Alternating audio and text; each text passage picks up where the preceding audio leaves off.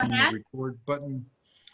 And here we are. Welcome everybody to the third session of the House Divided class series. We are going to talk about immigration, chapter 3 tonight with Rhonda Mizeur. She will lead us. Rev Mark will probably not be here, but he might drop in for a short time if his schedule allows. He has a telephone conversation he has to do, but he said he might drop in and make some comments. I need to make a few announcements as usual here at first. We are recording this for replay later, especially for those folks who cannot make it live. They would like to be able to watch later. So please be aware that we are being recorded. And of course, mute yourself. In the lower left corner of your screen is the little icon of a microphone says mute. If you would click on that so we don't hear background noise, that helps a lot for us to be able to hear. When you're not speaking, be sure you are muted. And if we hear background noise, I have the power to click on and mute anybody here also. Which leads to the third announcement, of course. Please be kind in your comments tonight. We are again discussing social issues that we can be emotional and very dedicated about. So please be kind and respectful to our speaker and to each other. And finally, Rhonda, do you want to do the raise hand option here for people, or we often find it's easier if you just raise your hand on screen. People can see that a little quicker too. So maybe just go with that so Rhonda can see you in your Hollywood Squares box here. Well, and Steve, you feel free to jump in and help manage that too. Okay, that'll be great. For those who don't know Rhonda, she is a frequent leader of classes at St. Andrew of Journey Through the Bible and other classes, and has been the chair of the Pathways Education team. So she's very involved in classes in Christian education for many years. And with that, we have any other announcements anybody would need to make before we start? We don't? Okay, Rhonda, it's all yours. Okay. Well, I signed up for this chapter because I thought maybe I could have a little insight since I've lived overseas for a short period of time, and I've always taught at schools where there are refugees and immigrants. And so I said this earlier, for those of you who are on, I didn't know, however, that I would be following both Mark and Jerry. So I'll do my best. So let's start with a prayer. If you have an attitude of prayer, as Mark says. Guide us, O Lord, in our thoughts and words. We gather as followers of the refugee Christ, who from his birth to his death had no place to lay his head. We gather as followers of the Christ who comes to us as a stranger, seeking to understand and to respond to the migrants, immigrants, refugees, and asylum seekers in our land. We gather in a spirit of gratitude for the daily gifts of food, security, and the simple comforts of home. Amen. So one of the first questions that Mark posed in the book is, why is it that immigration is an issue that divides America today? In what way? Why is that a problem for us?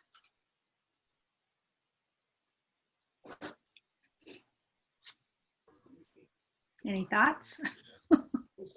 It steals jobs from Americans. From the immigrants, you think, take jobs that Americans would need? Yeah. Okay. There's a way of not having that happen, but they do. Okay, other reasons? Just economic, or are there other reasons? Toby? Yeah, well, I think we have chosen to divide ourselves on all issues, and this is a handy one to be divided on. So people who may not have been divided in the past, they understood both sides, they're sympathetic, they can't anymore. Mm-hmm.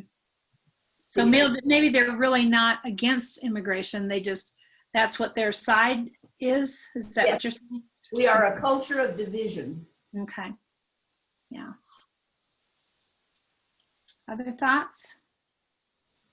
I also think that a certain number of people view it as a kind of a black and white issue of people that are breaking the rules, that we do have certain immigration laws and it does allow for ways to immigrate and get a green card, and that people that do it illegally are cheaters and they're lawbreakers and they don't like that. And I think some people also use that excuse as a rationale for more odious reasons, but that's the one they will articulate when they don't like people coming that they don't want to come. So I think that's some of the problem. There's a lot of reasons. And I don't know the statistics as to how many immigrants are here illegally and how many are here legally and pursuing the paperwork they need to. I don't know how that divides out. So I can't speak to that. I'm afraid there may be a piece of racial issues included. Mm-hmm. And people who've been coming, and that goes back till when the people from Italy came in. There were racial issues at that time. Right. People learned about it. Right. In the prayer and in the book, it talks about a migrant, an immigrant, a refugee, and an asylum seeker. I wonder if you think about those differences. What's the difference between a migrant, an immigrant, a refugee, and an asylum seeker? And do we make those differentiations when we're thinking about immigration? Ron? I think, I think some people may, I think a lot of people don't. I think a lot of this is just basic kind of an ingrained tribalism we have, maybe from we've learned from our past. I know when I grew up, all the white people had a slang derogatory name for every other race in the country. And not only a derogatory name, but they also had, a way they kind of categorized them. They were lazy or they were thieves or whatever. And then they, said the whole bunch is, and I heard that constantly when I was growing up. So I think a lot of it is still ingrained. Right. Other thoughts on that? Well, I think of migrant back when I was a kid. There'd be migrant workers coming in particular times for particular crops.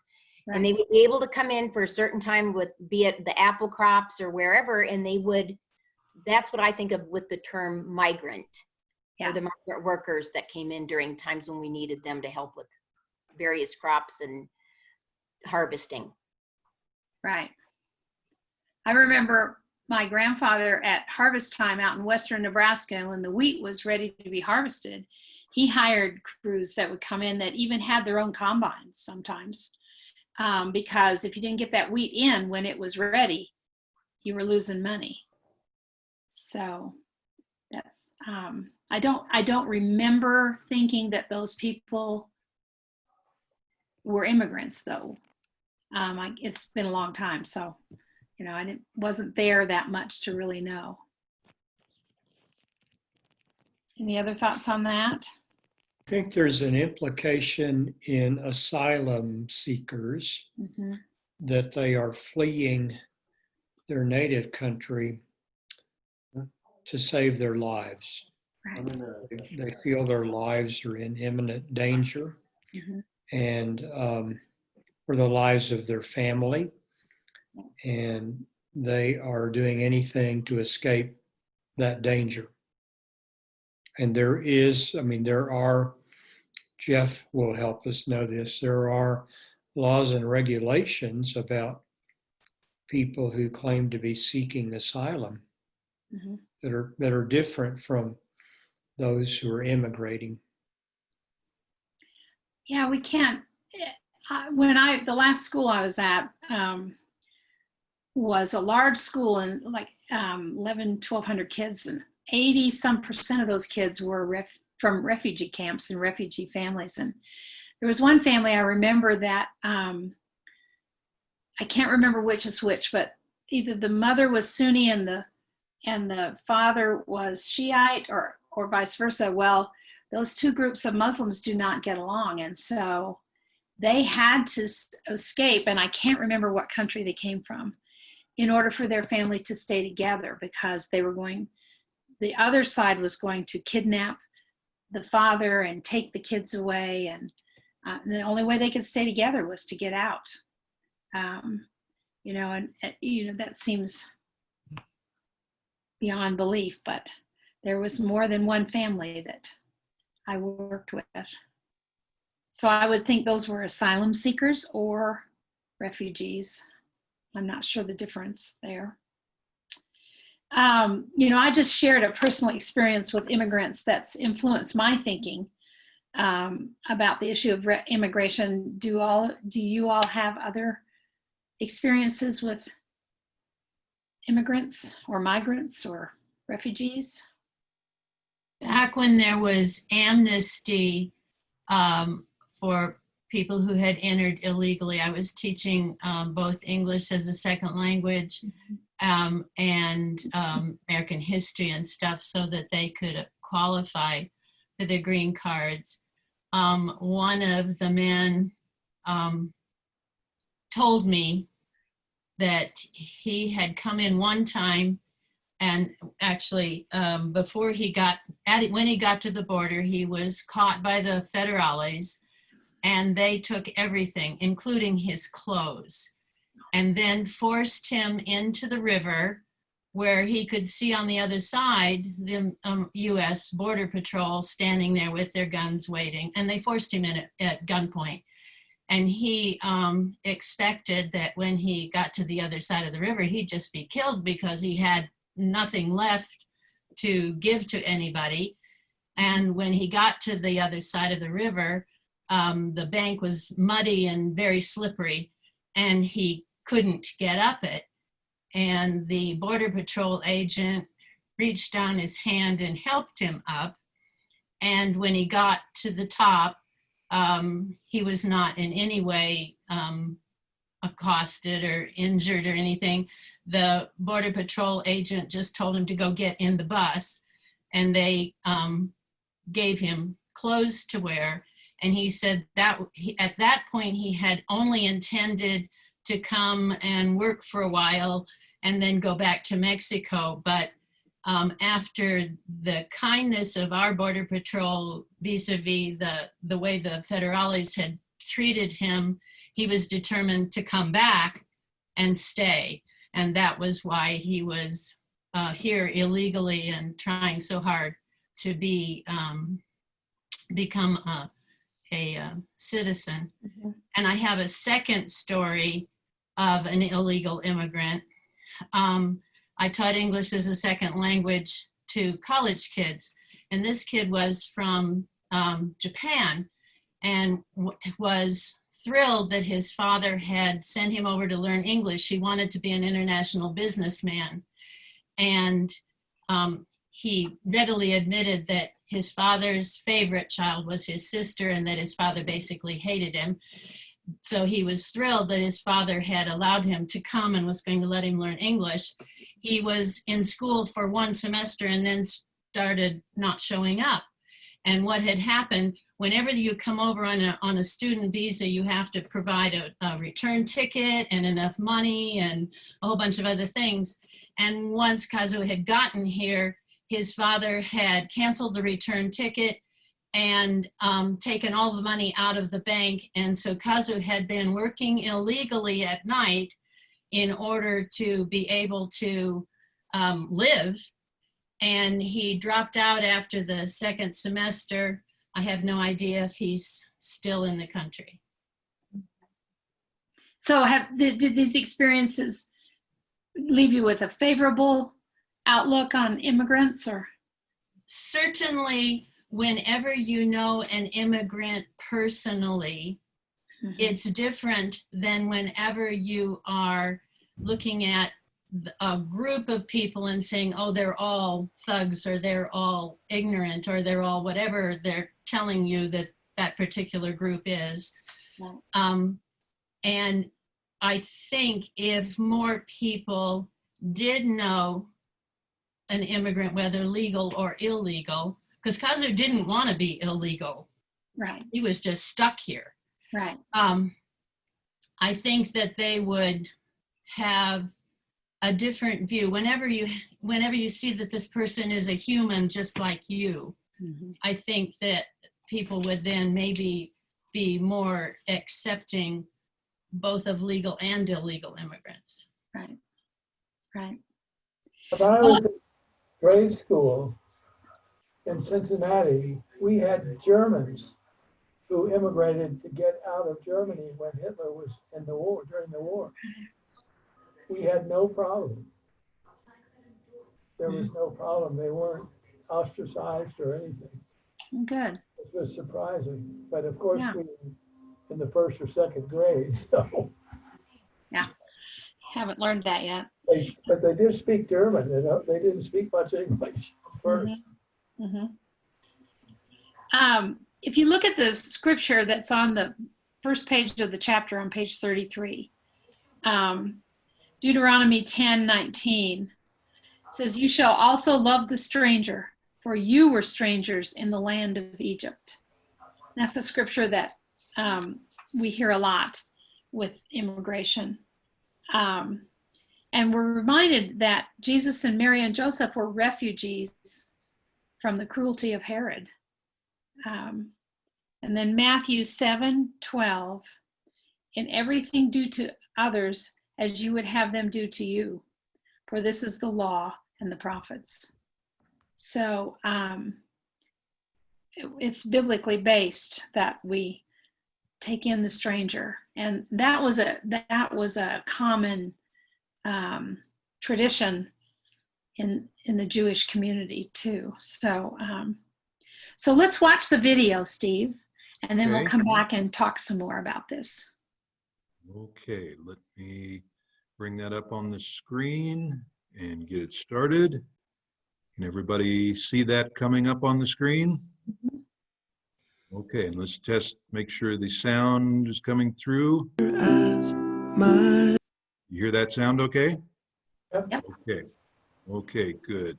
Here we go.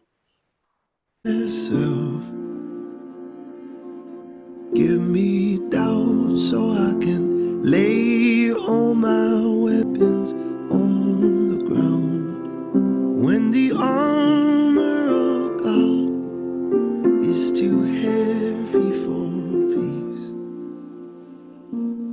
give me doubt. Give me doubt. In Mohsin Hamid's novel Exit West, two young lovers, Saeed and Nadia, are fleeing an unnamed country on the brink of civil war. As the city falls to violence and bloodshed, they escape through these mysterious, almost magical doors that appear throughout the city. These doors become portals to other lands like Greece, London, the US. Slipping through these doors, Saeed and Nadia join the 65 million other refugees who today are fleeing the violence of their homelands in search of sanctuary and opportunity.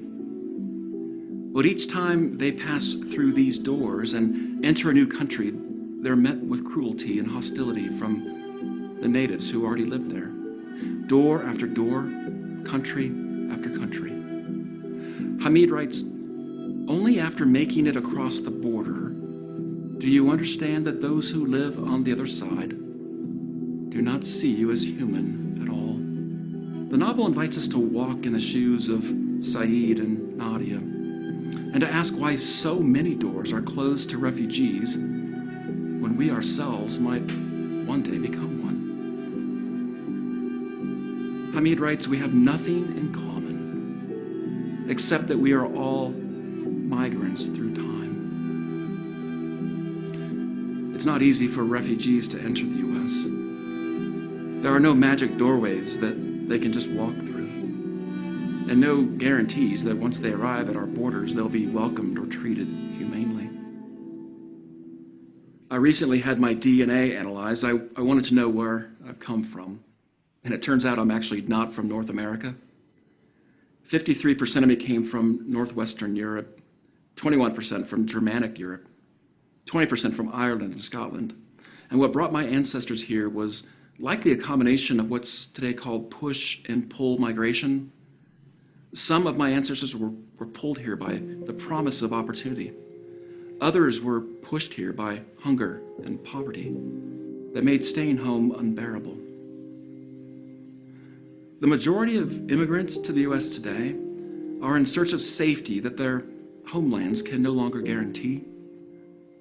Today's immigration crisis is distinct from that of previous decades, when the majority of migrants to the US border were men from Mexico drawn by the prospect of employment in this country, which they tried to enter undetected.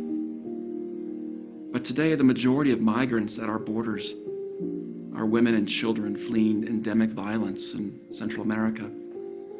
The personal risks and discomfort incurred by remaining in their country of origin exceeds the risks and discomforts of leaving home and making the dangerous and costly journey.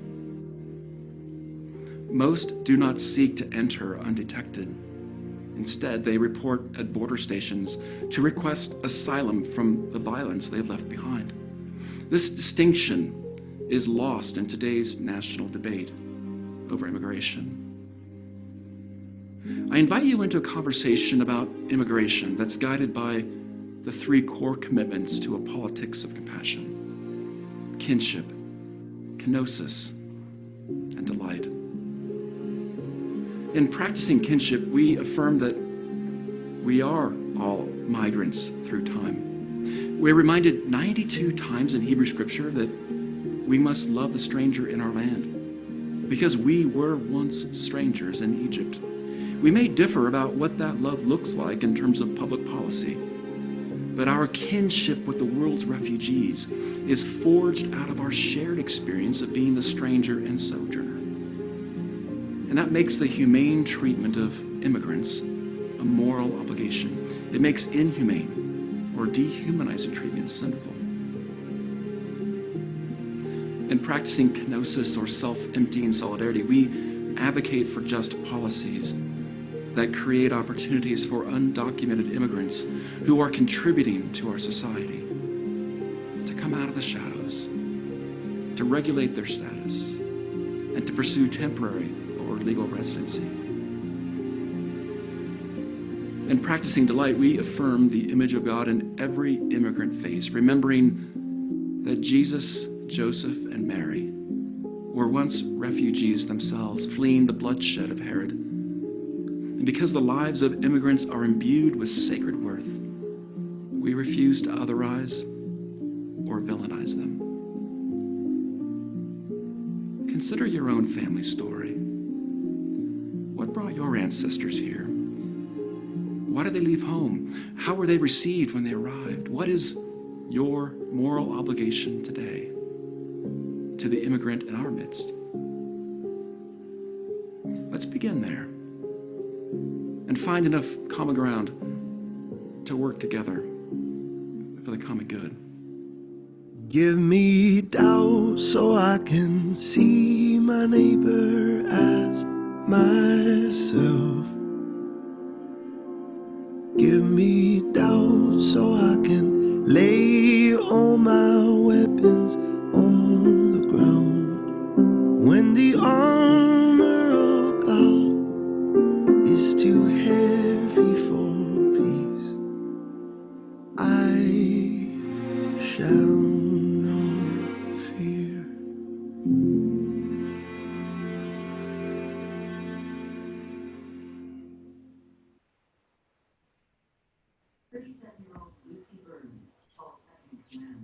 So he talked about the waves of immigrants, and it's in the book on page 38 through 39. In the 1840s, there are the Irish that came, and that would probably be a push because of the potato blight. And then it said the English response to that, and I looked that up, and the English didn't do a very good job helping those who were starving. So they really didn't have any other choice but to go somewhere else. And they took the lowest awful jobs, just anything to stay alive. The 1850s were the Chinese. And of course, they built the railroads. And the 1920s was the Red Scare. So each wave, and then there was the Italians. I mean, there were other waves that he didn't point out. Each wave seemed to frighten Americans, and those people were not treated well at all.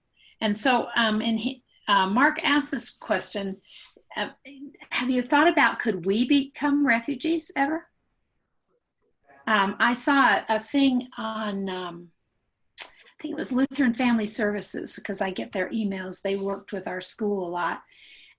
They have a panel that they're going to put together, and I should have written down the details, and I did not, about the migration that the climate change may cause. And so, you know, when Mark said that, can we become refugees? What do you think about that? I think we definitely could, if I could comment. From climate change, people from Florida could be underwater when the worst prediction, and they could be refugees to Colorado. Who knows? Yeah. Could I mention also, Rhonda, that I really like Mark did the pull and push elements of the issue, and that because that's where I think a lot of the problem, the divisiveness comes today, is from the pull side. The conservatives believe that we are pulling people from Mexico into America with the lure of good jobs. The coyotes tell them there's going to be easy life and good jobs. And some conservatives feel that California is luring them there with free welfare and other benefits. And it's an important part of the conversation. They feel that the pull is not right, and we don't have a conversation in America about how many immigrants we can actually afford to have without destroying parts of our economy and our culture. And that's a part that is not really talked about. We can't afford to take in the whole world, but where is the number, and how do we deal with that and talk about that? I think that's a valid question that the right brings up.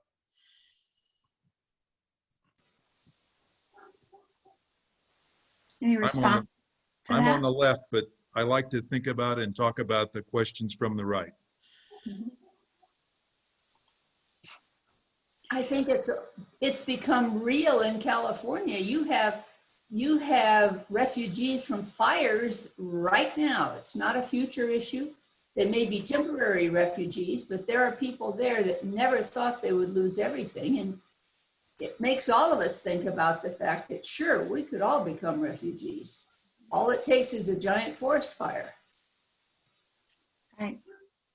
You need some way to screen those people to make sure that they can get a job, because they won't have one when they arrive, and that they will obey the laws. And I don't know how you do that. But that's an important part, and that's what conservatives are having problems with. They come in and they do damage. Yeah, the refugees that I had experience with were the hardest working people I've ever known. I'm sure. And so, Jan Williams shared an article with me from National Geographic. It's an extraordinary summer of crisis for California's farm workers. And it talks about the farm workers out picking the vegetables with COVID and the smoke from the fires. But they can't afford not to go to work. They got to go to work. And then the demand has dropped some for vegetables because, you know, the restaurants aren't open, and, you know, people aren't buying them as much. And so all these people are in trouble But if they can get out there in those fields and work, they do. And you know, I don't know that that's a job that they're taking away from anybody else. You know, they're working so that when I go to my King Soopers, you know, there's broccoli on the shelf or whatever. The alt-right talks about that being true, but I've never seen any real data that. Yeah, and I didn't have time to look it up. Yeah. I don't have, this is Judith Wilson. I don't have data. I have a lot of years of experience of having worked in the downtown Denver area. Mm-hmm. My work was in the medical community. I would guess that on any given day, 30 to 40% of the people that I saw for care were not documented. Mm-hmm. That's a lot. And every one of those people at some point in a visit would say to me, "Doc, please help me get this shoulder fixed, or my knee, or whatever it was. I've got to get back to work." These are people who want to work, who want to work. I remember one young couple, their first children were twins. And I walked through the pregnancy with them. Dad was just wonderful father. And those little babies couldn't have had better care anywhere, except Dad lived his life looking over his shoulder. Because Mom and the children were legal and Dad was not. And when I go through all of these things and I think about the Old Testament comments and so on, I'm still drawn back to Matthew chapter 25. What does Jesus require? Mm-hmm. Yeah. Go ahead. Finally get in. Yeah. I'm originally here from California, Dick Kraft. 50% of the California crop will not be picked if it were not for the migrant workers who come in. Right. So, and they're not taking jobs from other people because people won't do the work. That's right. It's just too hard. I also personally know a person who runs a big fertilizer plant who's a very ultra conservative, who hires people who come in with phony Social Security cards because he needs them to do the dirty work because other people won't do it. Right. So that's some of the facts of having lived in California for over 50 years. Yeah. Yeah, to further follow up on Steve's comment about that, or his questions about the rights concerns about that, I think that it is mostly a myth that those people that are migrating in take the jobs that most Americans want. Right now, I think we're suffering from a big shortage of people that will do those jobs, whether it's construction, labor, farming, other agricultural jobs. I think the data probably supports that we need a certain amount of people, and how to implement a way to get those people in those positions to do those jobs is really more the problem. It's one of logistics. Mm-hmm. I think about what we talked about last week about race being a kind of a made up thing. Borders are also a fiction made up by human beings to create, our nations, our entities, which are all artificial creations of our imagination and agreeing to divide ourselves up one way or another. Mm-hmm. If you think about it from a free market economic standpoint, borders are a horrible interference with free markets. And we don't have that many actually free markets to begin with. And to have all of that, it's an interruption of the free flow of finance, goods, commerce, and labor. And I think a better solution would be to have a very robust guest worker program where anyone could come across, they get an ID, they're identified, they're fingerprinted, and you know who they are, and then they would pay Social Security tax and income tax on their earnings, and let people work wherever they can find a job, and let that sort itself out through a situation where we'll let people come in and work, but the price to do that is that you have to register and and be part of the whole system. And that way, then you're accounted for in all those social service benefits that Steve said that the conservatives are also worried about. Yeah. They would be footing the bill for those things. They already are footing the bill one way or the other. Well, and the in this last school I was at, we had several paras because we needed people who could speak all the languages, and many of those people had high education levels. They were doctors and attorneys and engineers in countries that they came from. And then they had to start over here because that education didn't always transfer. But, you know, I think it depends on where we're looking, where are the immigrants from, as to what their qualifications are many times also. And so they would work as paras while they got their whatever they needed, certifying that they could do whatever they did in Asia, that they could do it here too. So that's another issue that they have when they come. Yeah, I had one thought, and I've read this before, and I heard it with Fernandez, Dr. Fernandez's talk with you guys were in that last night. It's really interesting. And it seemed as if the German scientists that came over were all brought over. Russia didn't get any of them after World War II. And so the question I would pose to the group really is that we talk about migrants and people migrating due to different reasons, taking jobs away from United States people. Did those scientists that came over take jobs away from US scientists? And I asked it to the group. I'd like to share my opinion first. And I say, no. It's documented that without those scientists coming over there with their extreme knowledge and physics and astrophysics and aeronautics, we wouldn't have gone to the moon, and we would have not achieved the things that we achieved over the next 20 or 30 years. So it's a thought, you know, is it a bad thing? I don't think so. Ron? Well, I don't think you have to go any farther than Highlands Ranch to see that there's immigrants working there that aren't taking jobs the way the Americans want. I mean, Ken Couch and I go to coffee once a week at his favorite restaurant, and most of the workers there are undocumented because they can't find anybody else to work. The kids in Highlands Ranch, mom and dad give them a car, they give them an allowance, they pay their insurance, they give them a cell phone. They don't want to work. So I think that's a close example to home, that there's a lot of jobs out there that they're not being taken away from Americans. Right. Let's look at the axioms that Mark set up for us. I looked up the definition: axiom, a statement that is taken to be true, to serve as a premise or starting point for further reasoning.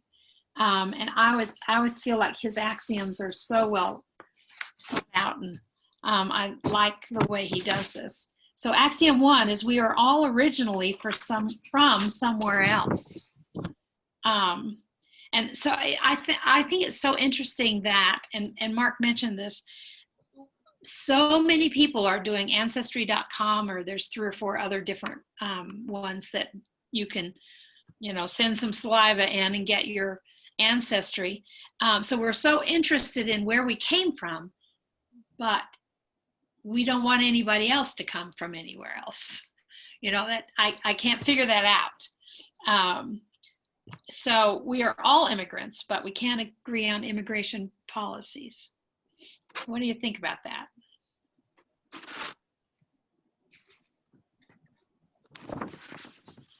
Rhonda, I think you just put your finger on the worst problem of the moment. Is Congress cannot decide and agree on a comprehensive immigration policy.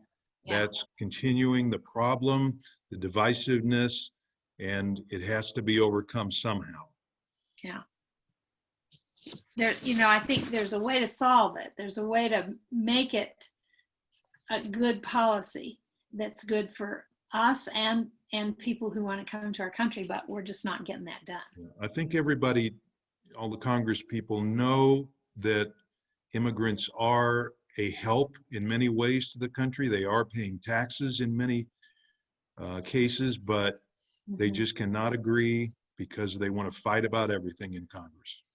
Actually, Congress had a bill ready to go that was bipartisan, and it was acceptable by the representatives and the Senate, and Trump would have nothing up to do with it. So it fell apart, but it actually, Congress had actually come to an agreement.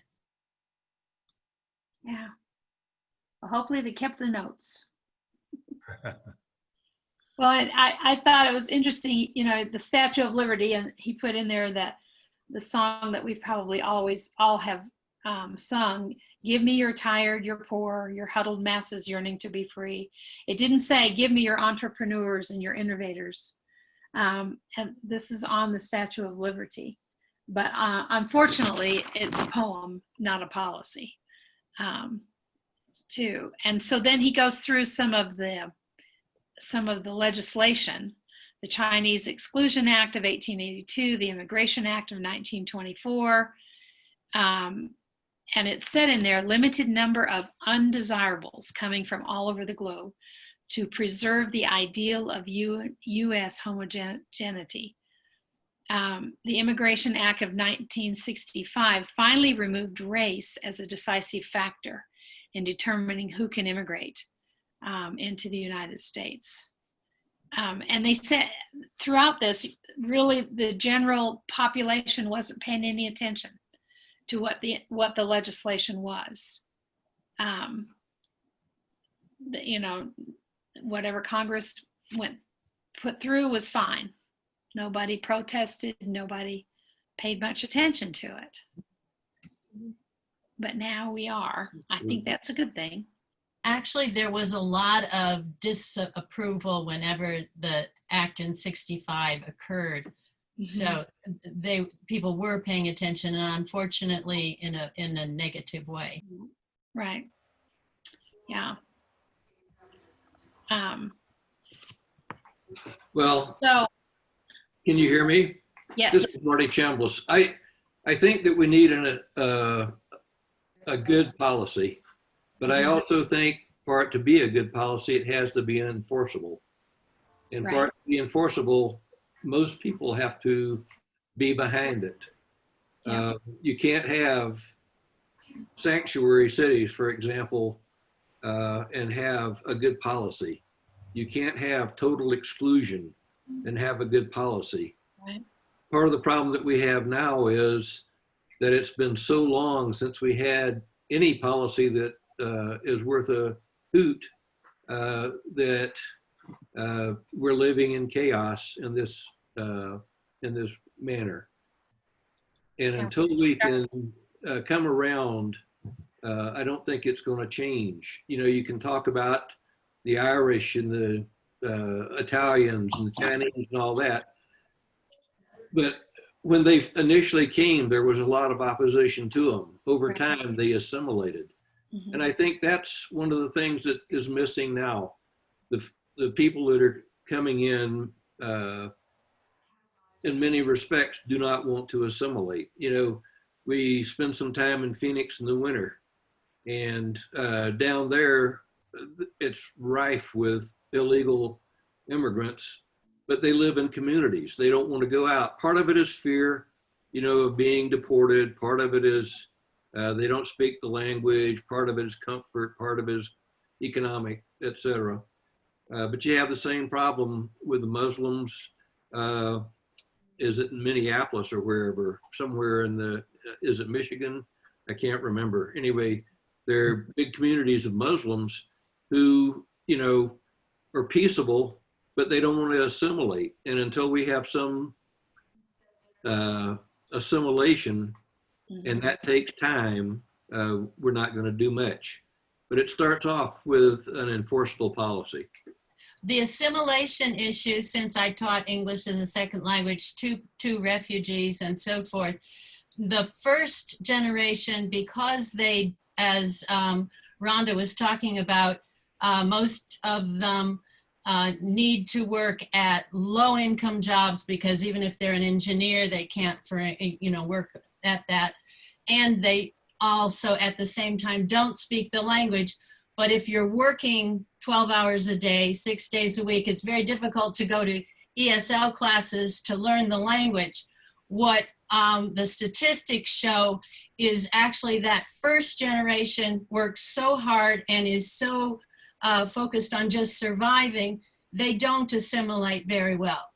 The second generation is generally bilingual and is a transition between that first generation and helps that first generation and becomes much more assimilated. By the third generation, so by the grandchildren, they are in fact assimilated, whether or not they also still practice Islam or something like that. They still are assimilated as Americans by the third generation. I hear what you're saying. Exactly right. That's the experience that was happened with all the prior immigration waves, whether they were Chinese, German, Italian, or Irish. The first generations didn't assimilate right away. It was the later generations that acquired the language and the customs and the education and the benefits of living here that finally assimilated. All you have to do is watch an old the Godfather series, and you see the old Italian neighborhoods depicted with celebrating traditional Sicilian type celebrations and waving Italian flags. But by now, those same neighborhoods would be totally assimilated and look just like any place else. Sure, and I hear what you're saying, but we're talking 60 years. 3 generations is approximately 60 years. And to some degree, what we're looking at now is people coming over the border yesterday and wanting to be full up citizens tomorrow and assimilated, and that's just not going to work. I guess I would challenge that. I'd want to see some numbers with that, honestly. And I also just kind of want to throw out kind of a challenging statement. I worked for a global company for 3 decades. And what I always found interesting is that when Americans traveled abroad, they felt no need to assimilate to other cultures at all. They would live abroad for months on end, and they were Americans. And if they were living in France, they were Americans. And I think this idea of assimilation is a bit tricky. And I would ask, assimilate to what and why? And just challenge that a little bit. And this idea that you have to have some condition, like be a worker to get in this country, I wonder if that holds anywhere else, where you're not allowed to enter a country unless you're working. And the fact of the matter is that we do have an immigration system, and it doesn't work because I think of political reasons, not because of functional reasons. I think that there are cultural things that are ingrained in us, like Mark talks about, in our fear of other people, that cause political things to happen that stymie that system. And I think Mark, I want to point out that Mark makes a really pungent statement in the book, that when people come to our borders seeking asylum, that most of those people are trying to enter this country legally. Most of them are.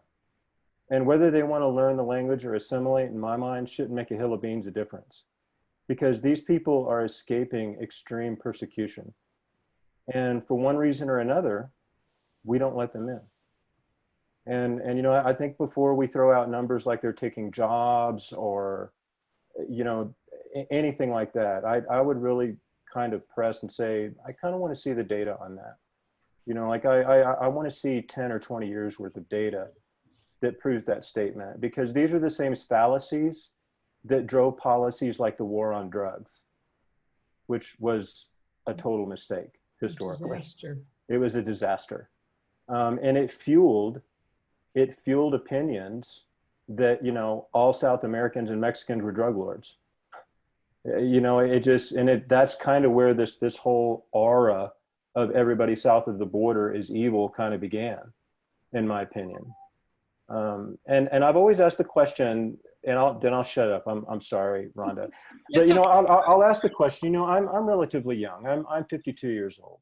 I've lived in Texas most of my life. You know, immigration is a thing in Texas. There's a huge Latino population in Texas. My own daughters live in an area of North Texas in Richardson that is primarily Hispanic. And I've always kind of wondered though, and y'all probably have more experience than me, you know, migrant workers have been in this country for a long time. And they've come and gone for a really long time, for decades. They have farmed our crops. They have harvested our food. And that went on for decades. And I've always kind of wondered, when did it become a problem? And why? You know, that's just kind of the question I ask. When did that become a problem? When did migrant workers coming in and out of our country from Mexico become an issue? Because it went on for decades and decades and decades, and nobody, didn't seem to be a problem. And so that's kind of the question that I would pose to you is when did it really become an issue and why? So anyway, I'm sorry, I didn't mean to hijack your call. I'll be quiet now. It's okay. Well, and I was going to add too that when we lived in Asia, we didn't go out and try to assimilate. You know, we had our friends, most of our friends were I taught at a international school, and most of our friends were people. So that, you know, I can understand that, and because there's so much you don't know and you don't know how to function. I can understand why you stay with people you, first of all, you can communicate with, and second of all, understand where you're coming from. So I do understand that. And I felt, you know, I never understood, you hear that, you know, you wanted to kiss the ground when you got back into your country. And I'd only been gone from end of August to Christmas time. I was so glad to walk off that airplane into a country where I knew how things worked. And I wasn't even gone that long. And not that we went back, and that was great. And it was a fabulous experience for me, but it helped me feel what a tiny bit of what people must feel when coming from other countries. And things are just so different than what you're used to. So those of you who travel. Something Jerry just asked a question, and I'd like to answer it doing research. I think, Jerry, it occurred in the Immigration Act of 1924 that established the limits of immigrations. That act was passed in 1924, and ever since then, they limit the number of to 2% of the total number of people of nationality in the United States. So that established key limits on immigration. Interesting. But that changes all the time. It does. That changes. Yeah. I think what I was getting at is this idea of undocumented, migrant workers, right? That's kind of what I was focusing on with that question, because I think it's okay for years, and then yeah, why? Yeah, exactly. You know, why was it okay for years for people to migrate in and out of our borders and to do these jobs? You know, particularly agricultural-based jobs that were seasonal, and just come and go. And you know, I would challenge you to look at the crime rates during those times, like between 1920 and 1990, and see what it was like. And if you can show me any causality, right, between the immigration numbers and the crime rates, I would love to see that. I haven't seen it. I've tried to find it. And that's kind of why I wonder, right? Like, when did that become a problem? And that's why I think it really doesn't have anything to do with the functionality of our immigration system. It doesn't have anything to do with really anything. It's a cultural thing. Something happened culturally that changed our perception on those people. Mm-hmm. And it changed, yeah, and it politically and culturally, and it changed it in a negative way. What? And I just kind of wonder where that comes from, but that's just where my mind works. So I think it happened politically. It didn't happen culturally. It took my family 3 generations to assimilate, by the way. My grandfather came over from Germany, who refused to assimilate. My parents got a little better, and I'm the third generation who finally assimilated with it. But I think, Rev. Jerry, your answer to your question, it changed when politically, when the politicians told us that it was a bad thing to have immigration going on. And all at once we had crime. We're gonna get rid of all the criminals that are immigrants. It wasn't based on statistics. If you think back, George W. Bush, wrote a very good law that he didn't get through his Congress, and it was a Republican Congress that he didn't get it through at that time. And it was a political. It's gone from the economic level, the cultural level, to when you talk about immigration, it's under the political thing. So we'll hear about it this year as an election year, the good, bad, and the ugly over immigration. It's no big secret what happened. You know, I've lived 70 some years, and I think over the last 4 years, it's become a political football, the immigration process. The piece of it that I'm really concerned about is the asylum piece. And the ICE detention center that we have right here in Aurora is a perfect example of what's happening. And Bob and I are getting involved with what's going on out there and working to try to help get the people that are out there released. And we're a part of a team that will help get them, that we will sponsor the people that are there and come into the homes because they're people that don't have any sponsors. Those of you that are familiar with Sarah Jackson and Casa de Paz that do a lot of the relief work for the people that are at the ICE detention center. She's written a book that's called The House That Love Built. And she has a lot of statistics in that book that talk about the amount of money that we as a nation are spending on the people that are being detained in the detention centers. And she says that Congress passed a national quota that 31,000 to 37,000 undocumented people must be in detention every day.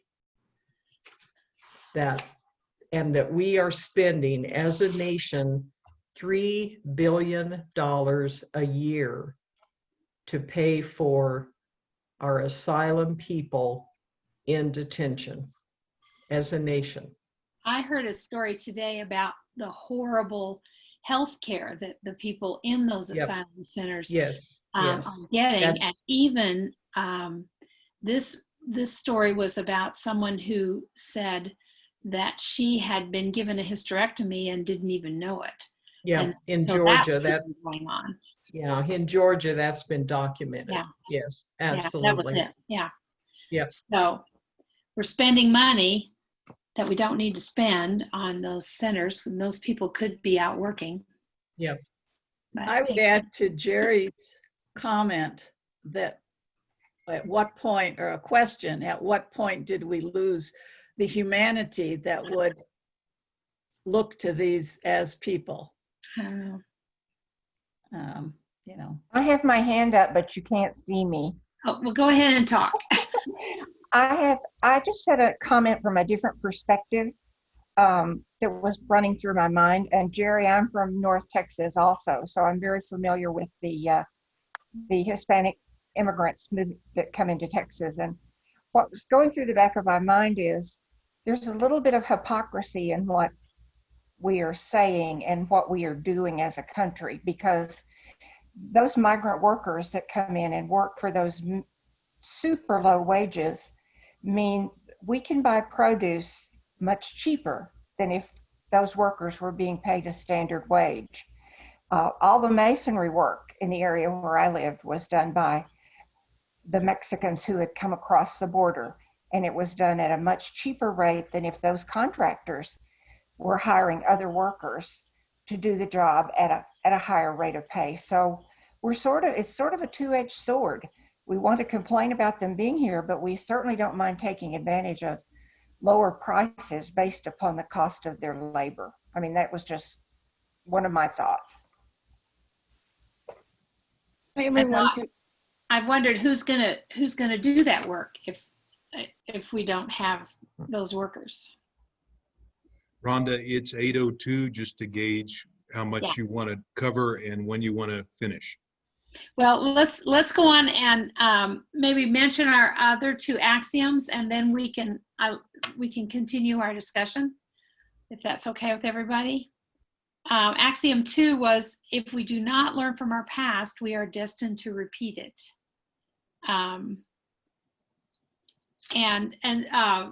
From Dr. Hernandez's class last night, it's interesting. He talked about how history is really an approximation of what really happened.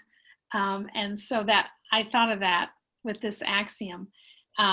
So, you know, is this really what happened? We don't know, but, I don't know if I'm pronouncing this right, the xenophobia, he talked a little bit about, and I looked that word up, and I found an article that said, and fear of the stranger is what the definition was, but why, you know, where does this come from? And what I found makes perfect sense. It said people that have this fear many times have not been exposed to strangers, the amount of exposure to strangers, the cultural factors that include identity and nationalism, and then economic factors that are related to employment. And those three things can go together and create that fear. He talks about Jesus recognized human dignity, even in the eyes of the foreigner and the stranger. The Samaritan woman at the well, the Roman soldier, the thief on the cross. And that do unto others as you would have them do unto you. There was no unless attached to this instruction. So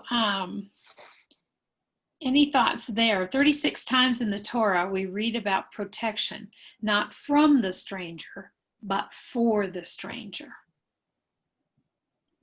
And that's a different mindset than what we have in our country sometimes. But some of that, I think, is just life experience too. So I would like to say that I think that one of the things that I'm thinking about, and especially kind of from this conversation, I'm trying to think of ways that, you know, not to say like, let's just make it easy and let everybody come, although that's sort of what I want to say. But I think that we have room to grow in the way that we welcome others to our country, to our worlds, to our lives. And I think that, you know, maybe it's little things like, instead of waiting for someone else to learn our language, we could try to learn some of their language. We could try to ask them about their cultures and what's important to them. We can get to maybe some more of that humanness and that conversation and that connection versus these issues and these feelings and these, everybody just better get on our board and where this train isn't moving. I think maybe we could slow down our own trains and allow for a little more of ourselves to grow and ourselves to open up to learning and discovering, and kind of just, I think we have some room to grow there and some room to help bridge that assimilation or acclimation or however you want to phrase it or not. But I think that we can build some bridges there and not have to wait for people to get on our board, if that makes sense.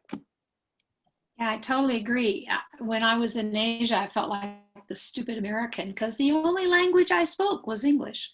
Most other people in the world don't speak just one language. You know? So go ahead. One of the things that, as a former teacher, that always bothered me was that we were a melting pot. Yeah. I mean, we all had to become together. I always told my kids that we should be a salad bowl where all of us bring in a unique taste to the world. And I think that does away with the assimilation process, that making us all the same. I think we ought to be all unique.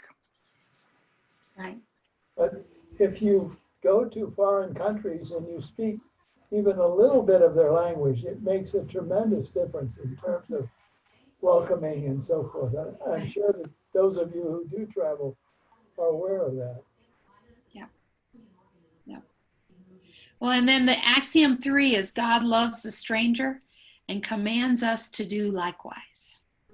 And under this, Mark poses 3 possibilities for a just immigration policy. I think this is around page 42 if you are looking for it. Number 1 is to advocate for border policies that are effective against illegal migration and that allow authorities to carry out the critical task of identifying and preventing terrorists and dangerous criminals from entering the U.S. So having a border policy that makes sense is how I read that. Number 2, to advocate for border policies that ensure humane and compassionate treatment of the JAIR, I don't know if I'm pronouncing that right, consistent with American humanitarian values, and recognize that the measure of society is how it treats its most vulnerable. And we've talked about some of the problems we already have identified. And the last was to advocate for policies that create opportunities for hardworking, undocumented immigrants who are contributing to our country to come out of the shadows, regularize their status upon satisfaction of reasonable criteria, pursue options to become legal residents or citizens. And I wrote down, is this justice seasoned with mercy? So there's got to be a way, and we've talked about this a lot, that this can happen in a way that works. I don't know if any of you have seen the test on American history that you have to pass to get your citizenship. I couldn't pass that test. And I taught 6th grade, well, that was world history, but I couldn't pass that test. I'll bet most people here couldn't pass that test. So some of our expectations are unreasonable, I think, too. So if we do truly love the stranger and God has commanded us to do this, then it seems like we're called to figure out a way so that this can work, so that we can have these policies that make sense and are humane. What do you think? I would add to that I think what we have, it's incumbent that we understand and think about what we advocate for. For example, a little earlier, the discussion of, oh, well, we're against sanctuary cities. Well, you know, if you really look into sanctuary cities, they're not just welcoming, giving sanctuary to all these immigrants. The idea behind a sanctuary city is to help law enforcement. You won't come forth and report a crime if they're going to report you to ICE. You won't talk about domestic abuse if they're going to report you to ICE. You know, let's advocate for things, but let's read about them. Let's look into them. Let's think about them and discuss them before we jump on the bandwagon. That's my plea. Ron? Well, there's a teaching from the Zen Buddhist that says, if wherever I am, I take the role of host, that place becomes a true place. And I think Christ modeled that for us. And I think we've all learned it. We walked into an unusual social situation where we don't know anybody. Somebody walks up, asks your name, gets you some food, you know, a beverage, and introduces you to people, and that place becomes a truer place for you. And I think Christ modeled that with the wedding in Cana, where he turned the water into wine. He wasn't the host, but he took it on to take care of the other people. And in the Good Samaritan, the same thing. The Good Samaritan became a host. And so I think what I get from that is how do we, first of all, become a host, which is what Christ wants us to do, to show compassion and care first, and then figure out all the rules afterwards. Judith, did you want to add something? I just wanted to say that I like what Ron just said, but I wanted to be sure we don't skip over the category of refugees. We got off talking about migrants as a particular category, and I think a lot of our other conversation has been really, whether we named it or not, about undocumented immigrants. But my understanding of current refugee policy is that it is just shriveled and shriveled and shriveled to the numbers that are being, of people who are being allowed to come in as refugees. And I think I can only point back to an experience that Harvey and I had in the church before St. Andrew. And this was really in the late 70s. And there were some people, a family or two in the congregation who really wanted us to get involved with sponsoring a refugee family. And there were lots from the war in Southeast Asia. And it turned out that our church sponsored a family from Laos, where there was mother and father. Father had been in a prisoner of war camp, I guess, subject to a lot of torture that we could hardly imagine. And there were 6 children. And it became, because this was a smaller church, and the whole church galvanized around supporting this family. And I think a lot of my attitude about refugees and migrants and undocumented or documented persons has really, as I was sitting here thinking about all this, grown from that experience, which it became a kind of a church-wide thing. Everybody was involved somehow or the other with this family. It took an enormous amount. They were assimilated by the second generation, really. They were, yeah, Harvey was saying they're extremely hardworking. And about 4 years ago, we had a reunion with that family and the children's spouses and children and so forth. But I think that also gets to the humanity of knowing people. Once you have known people who are refugees, and particularly, perhaps the lady was talking about working with the asylum seekers at the Aurora Detention Center. I imagine it'd be the same kind of thing. I think it's those personal connections, so that I taught English to the 2 older children who were in high school. And I went to see the family when they first came one morning a week, just working on basic things. But I think one of the things that it's important is not to just talk about people in the abstract. Right. I think, if all of us can just find a spot to plug in, like Jan talked about Casa de Paz, and I mean, there's all over the city, there are places that we can plug in, and so we can put a face to that issue of immigration and a real person and a story. I think that helps a lot, and we don't just say, well, they all do this and they all do that, because we know that's not true. Steve, do you want to put up that sheet I sent to you? Can you share your screen? We're not going to do all this because it's already 8:15, but I wanted to just look at one more thing before we close. Here, can you see it, Rhonda? So if you scroll down, so you can look on Deuteronomy 10, 14 through 20, but I want to go down to where the kinship and kenosis, up a little bit. Oh, maybe I didn't put it in there. Sorry. I guess I just put it in my notes.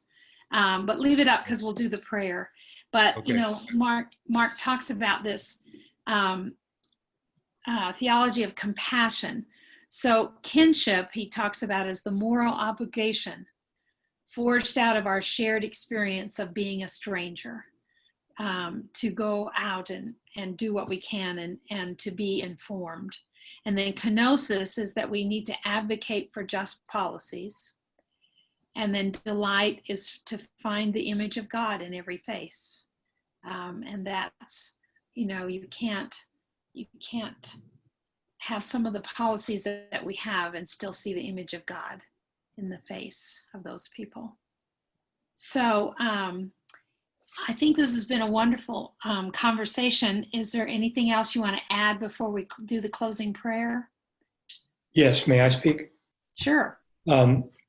I come to the topic of immigration from a very personal story.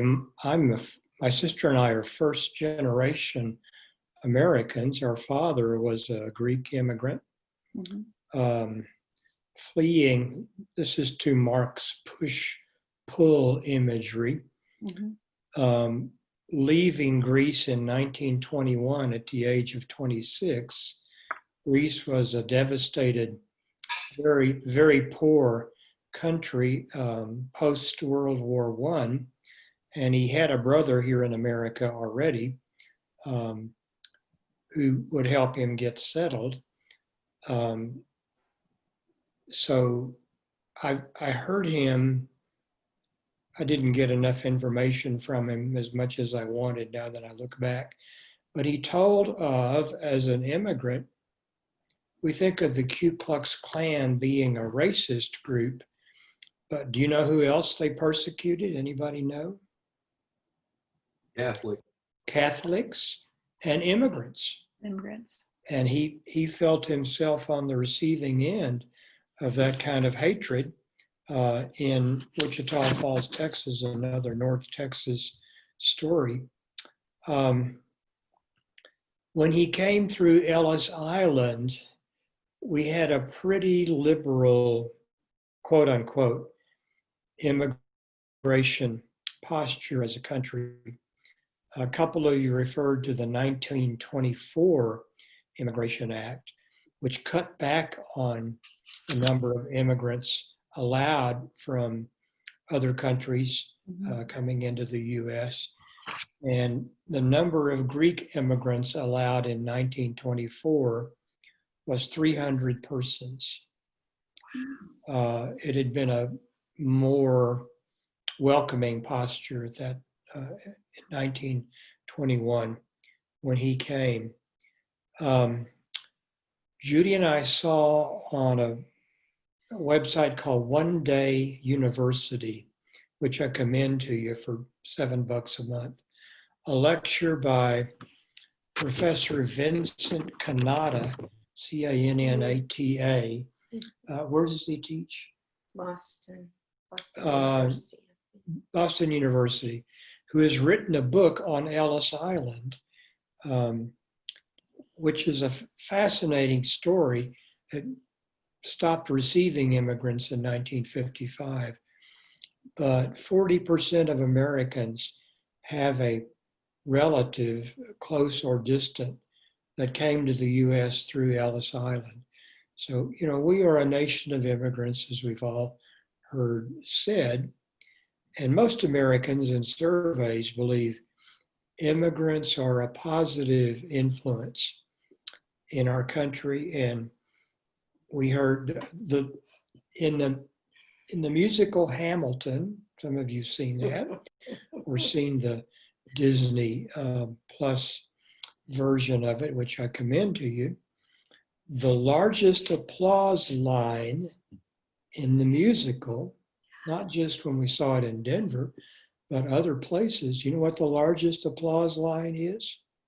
The line about immigrants? Immigrants get it done. Immigrants, we get it done. Yeah. The audience burst forth. The crime rate among immigrants, by the way, according to evidence, is lower than those of us who are not immigrants. Yeah. Thanks, Harvey. Well, let's go down. Steve, if you can scroll it down now for the prayer.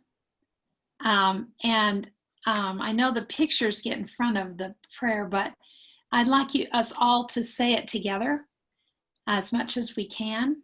And thank you all for a great discussion tonight and patience with a non-pastor leading your group. You did great.